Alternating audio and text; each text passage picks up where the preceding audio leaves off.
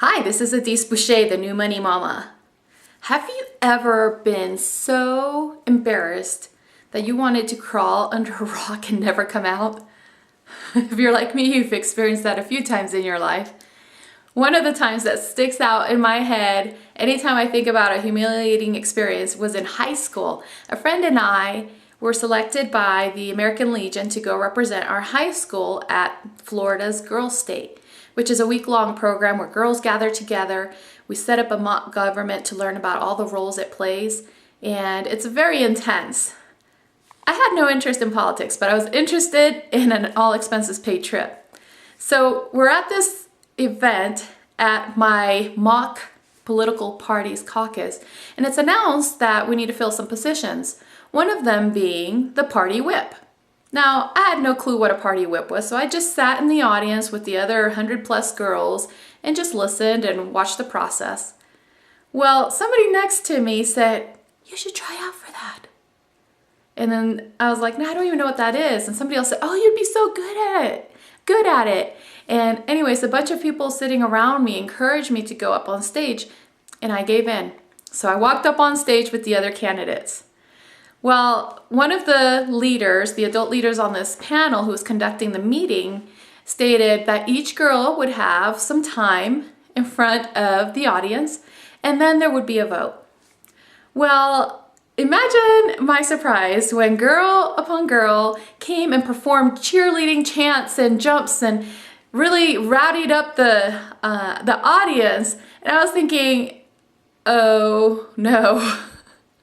I've missed some key piece of information here, because it turns out that at Girls State, the party whip, their job was to just basically rowdy up the political party before we went into an assembly hall to meet or face off with the other political party. Well, it was a job for a cheerleader, which I was not, have never been, and likely will not participate in that kind of responsibility. So here is where I probably should have said, oh, I made a mistake. I thought it was some other job. I think I'll step off stage now. But that idea didn't cross my mind at the time. I just waited my turn. So I finally stepped up to the microphone on my turn, and the only thing I could think of to do was to call out military marching cadence. You know, where the soldiers say, "I don't know, but I've been told," something like that, and then the people bounce it back. Yeah, it was not received very well. A few half-hearted callbacks from the audience, but I just kept on going. Yes, I did.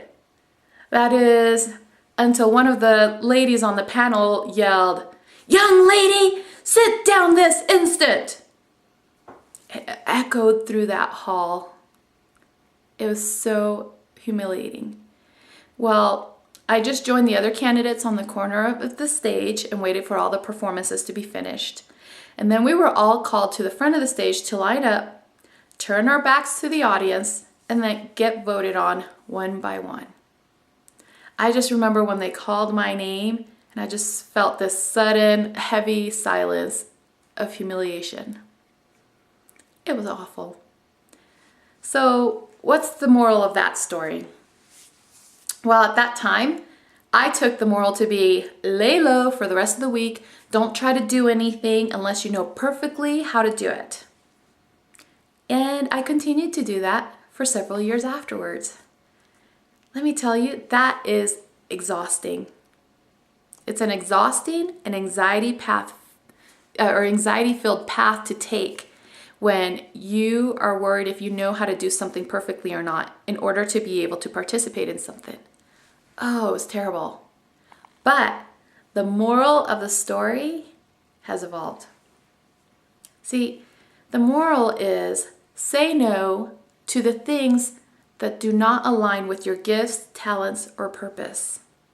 And say yes to the things that fill you, fuel you, and fulfill your mission.